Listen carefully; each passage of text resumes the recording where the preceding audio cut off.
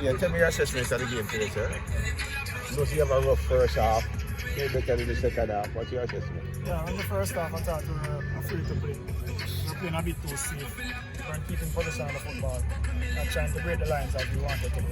The second half, we came into our own, lapse in concentration, we conceded a goal, and then we decided to play.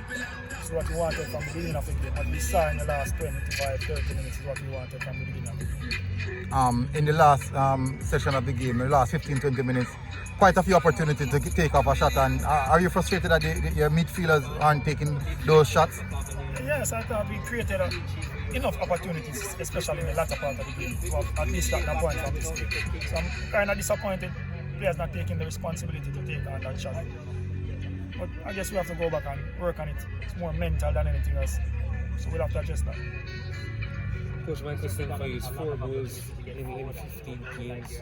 Talking of offensive struggles, how pressuring is that from a coaching side? But it's about getting mentally ready and taking responsibility in front of the goal. Being brave enough to take on that shot. Even when it's not a sure thing that is going to score, I think we're not brave enough. And if this team decide to be brave and decide to play, we can create damage in this league. All right, coach.